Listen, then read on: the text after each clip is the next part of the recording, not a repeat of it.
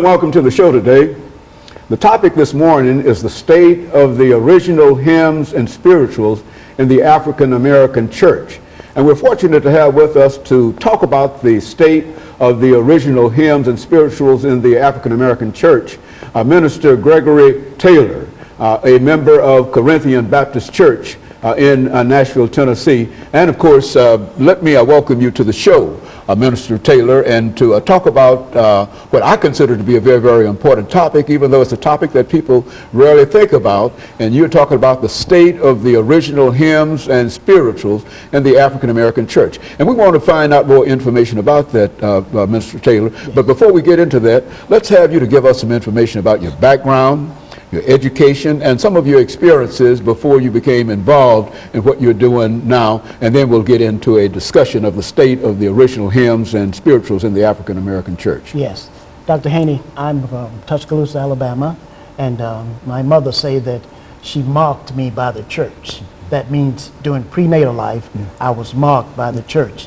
And in Nashville here, I'm a member of the Corinthian Baptist Church with Reverend Enoch Fuzz.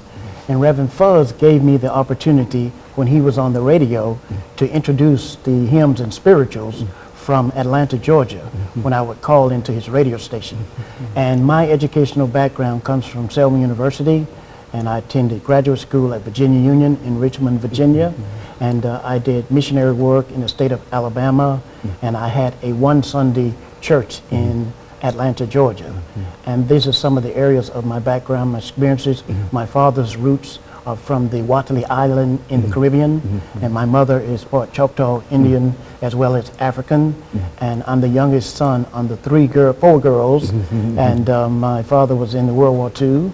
And I came to Christ through the Vacation Bible School program, which is out of the Southern Baptist Church in a National Baptist Church program. And most of all, and musically, I was introduced to the old hymns and spirituals by the late Dr. J. Robert Bradley, who's well known here in Nashville, Tennessee. And my spiritual father, the late Dr. Oris Harvey, was also a great singer and of the church in Alabama. And so when they would couple up together and do revival, we would hear Dr. Bradley every year for 7 days, you know, and all of this has contributed to what I think is an unmatched memory of the old hymns and spirituals in our churches. Very good. And of course, when we talk about, and I think we can start this topic now a couple of minutes before the end of this segment, but at least could you give us some idea, when you talk about the original hymns and spirituals in the African American church, what distinguishes the original hymns and spirituals? Are they the same hymns that are sung in an update? How do you make a distinction, and how do you say that these are not as good as they were in the earlier times? Speak to it from that perspective, and start here, and then we'll pick up at the end of starting next segment as well. Well, thank you, Dr. Haney. I think that's an excellent question. Well, in the church that I come up in, we were taught that hymns and spirituals are sung and the gospel is preached. And I think today that the gospel has gotten lost in the music. And we were also taught to never attend a singing where the gospel was not preached.